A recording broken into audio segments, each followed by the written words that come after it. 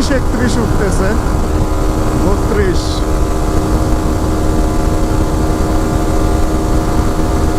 কিন্তু যখন এইটা দেখছি, এটা দেখার পরে আমার মনে হয়েছে যে না, এটা একটা বাইক যেটা আমার মানে কিনতে হবে।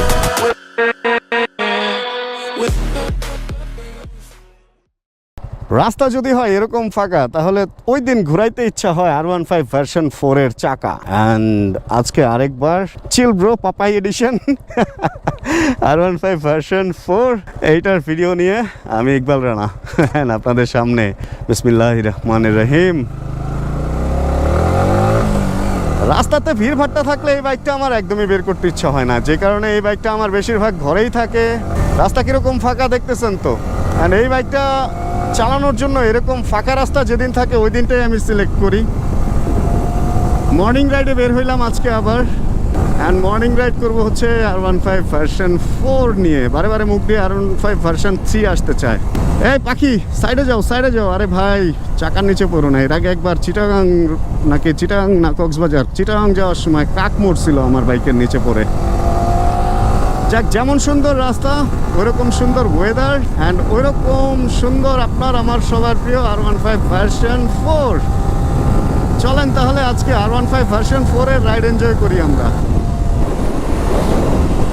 তুখর লাগতেছে এখন, আবার তুখর। এই বাইকটা আমি যেদিন নিয়ে বের হই ওই দিনই আমার লাগে পুরা তুখর। সবসময় এটা বের করতে ইচ্ছা হয়, কিন্তু আমি এর আগে অনেক ভিডিওতেই বলছি যে আসলে এটা হলো আমার সবচেয়ে পছন্দের বাইক। আমার যতগুলো বাইক আছে ওর মধ্যে এটা সবচেয়ে পছন্দের, অ্যান্ড এটাকে আমার খুব যত্নে রাখতে ইচ্ছা হয়, আর যত্নে রাখিও। আমি বেডরুমে ঢুকায় রাখি বেশিরভাগ সময়। অ্যান্ড এটার সাথে তুলনা আমার অন্য কোনো বাইকের আমি কখনোই দেই নেই, দিবও না। এইটা আমার অন্য রকমের একটা ভালোবাসা। এক হচ্ছে ব্ল্যাক বাইক আমার অনেক পছন্দ, আর এটা আমার একটু বেশি পছন্দ। ওরা ছবি তুলতেছে এখানে গাড়ি থামায়। যেমন সুন্দর রাস্তা আজকে, মানে কি বলবো, ওয়েদার অ্যান্ড রাস্তা মিলাওয়া না, রাইডটা অদ্ভুত মজার লাগতেছে।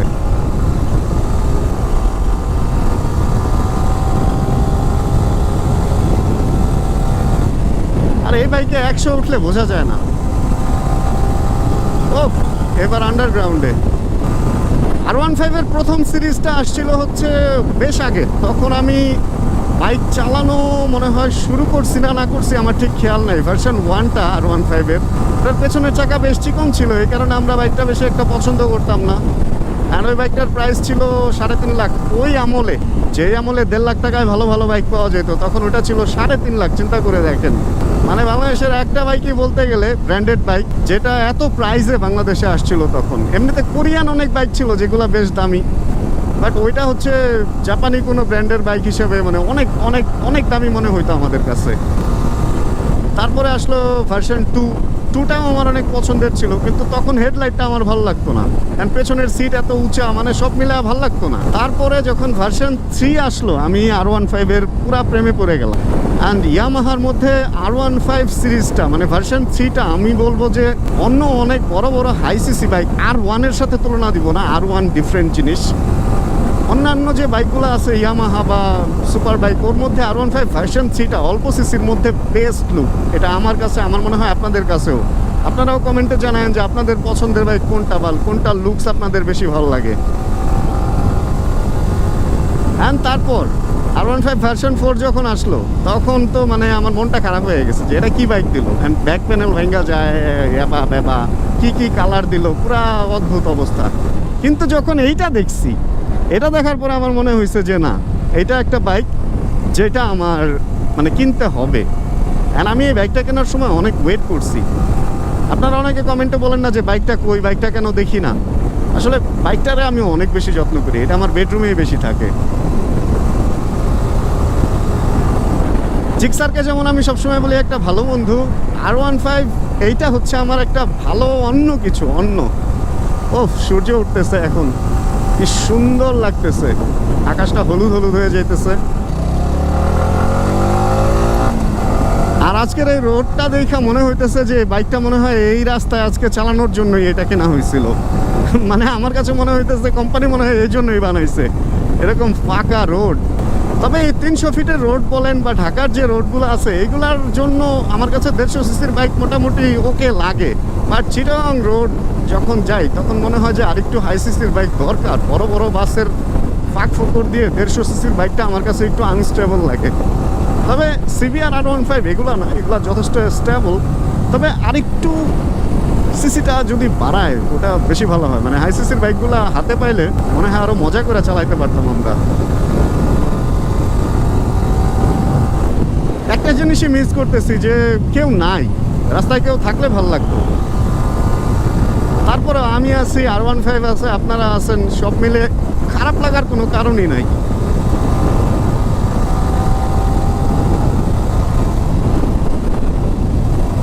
6 নাম্বার গিয়ারে খুব একটা যাওয়াই লাগে না দেখছেন, মানে 5 নাম্বার গিয়ার পর্যন্তই পুরা ওকে এরকম রাস্তাতেও।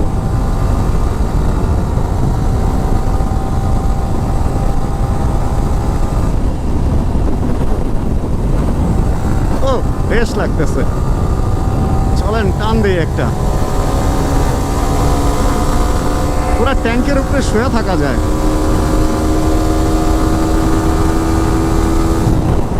এই রাস্তায় একটু একটু ভয় লাগে, কারণ কিছু কিছু জায়গায় কাজ হইতেছে।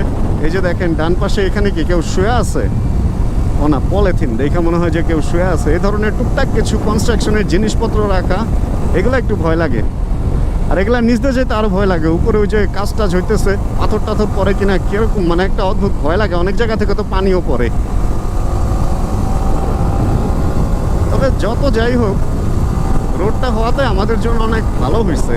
আমরা এখন অল্প সময় বেরো হয়ে যেতে পারি, আর মাঝে মধ্যে যে এরকম বাইকের টেস্ট রাইডও দিতে পারি। ও একটা মানুষজন, কিচ্ছু নাই, অদ্ভুত অদ্ভুত। সকালে হাঁটতে পারলে ভালো লাগতো। এই যে ভাইটা যে হাঁটতেছে, বেশ লাগতেছে না ব্যাপারটা? এই পাখি সাইডে, আরে পাখি কেন সামনে আসে? এই বাইকের আরেকটা গুণ আছে, এটার মাইলেজ অনেক ভালো, প্রতি লিটারে অনেক কিলো যায়। আমি লাস্ট যখন চেক করছিলাম 56 কিলোমিটার পার লিটারে পাইছিলাম।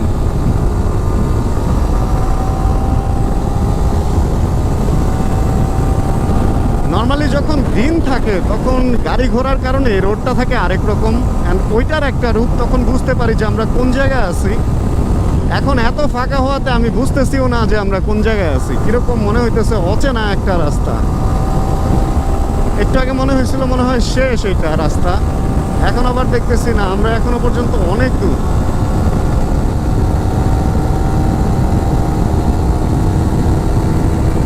এরকম ভোরে ভোরে বের হইতে হবে। ভোরের রাইডগুলো আসলে অনেক মজার। আর গাড়ি টাড়ি না থাকলে কি হয় দেখেন, মানে কোনো জায়গায় ব্রেকই ধরা লাগতেছে না। ব্রেক প্যাড তো ক্ষয় হবে না, এক হলো ব্রেক প্যাড ক্ষয় হবে না, দুই হলো ইঞ্জিন অয়েল নষ্ট হবে না, কারণ ক্লাচই করতে হয় না। তুখোর আমি একটা রাইডিং গ্রুপ বের করবো, যারা আমরা ভোরবেলা রাইড করব। এরকম ভোরে যদি 5টা থেকে 6টা 1 ঘন্টা রাইড করা যায়, তাহলে সারাদিন মানে মন ভালো হওয়ার ওষুধ হয়ে ঢুকে যাবে শরীরের ভিতরে। ব্যাপার কি, এত আন্ডারপাস কেন? 2টা পার করলাম, আবার সামনে আরেকটা। এত আন্ডারপাস তো দিনে দেখি না। আসলে কি দিনে এত স্পিডে চালানো হয় না, যে কারণে এই আন্ডারপাসগুলো অনেক দূরে দূরে লাগে। কিন্তু এখন অনেক কাছাকাছি লাগতেছে, কারণ স্পিড তো বেশিরভাগ সময় 90-র উপরে থাকতেছে।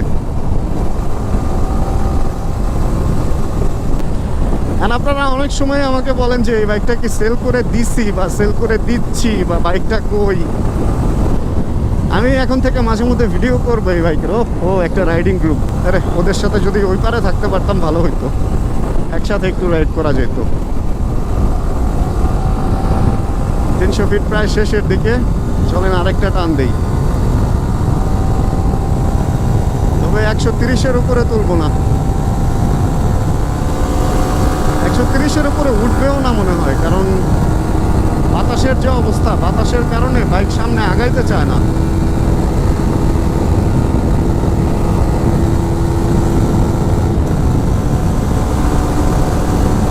ও 127-28, 29, 30-31 উঠতেছে, 32।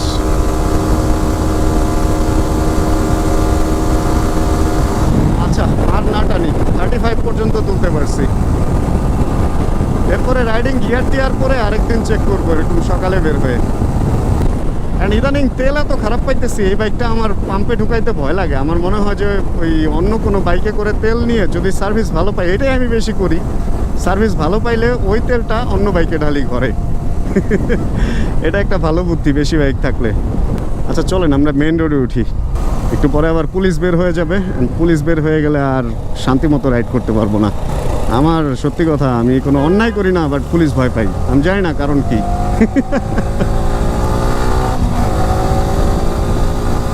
অ্যান্ড প্লিজ অনেক অনেক কমেন্ট করবেন আজকের ভিডিও কেমন লাগলো। ওরে কর্নারিং করছি আমি সকাল সকাল। ওহ, নিচের রাস্তায় এখনো পর্যন্ত গাড়ি বের হয় নাই, যাক বাঁচা গেছে।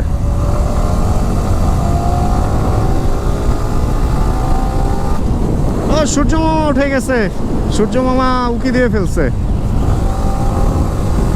চলেন, সূর্য মামা উঠছে। আজকে আমি কালো হেলমেট পরছি, কালো বাইকে কালো হেলমেট, ব্যাটম্যান। আমরা বাসার দিকে ভাগি, যেহেতু সূর্য মামা উঠছে, ব্যাটম্যান আর বাইরে থাকতে পারবে না। তাহলে আজকের ভিডিওটা থেকে বিদায়ও নিয়ে নিই। হোপ রাখতেছি এই রাইডটা আপনাদের ভালো লাগছে, আর এরকম রাইড দেখতে চাইলে অবশ্যই কমেন্ট করবেন। আর আজকের ভিডিও ভালো লাগলে অবশ্যই একটা লাইক দিয়ে কিন্তু যাওয়াই লাগবে। দেখা হবে তাহলে এরকমই রাইড ভিডিও নিয়ে সামনে আবার। আর যতক্ষণ পরবর্তী রাইড ভিডিও নিয়ে আমি না আসতেছি, ততক্ষণ ইনশাআল্লাহ আমরা সবাই থাকবো ভালো, আমরা সবাই থাকবো সুস্থ। বাম দিক দিয়ে ফাঁকা আছে, অ্যান্ড আমরা সবাই ইনশাআল্লাহ করতে থাকবো চিল।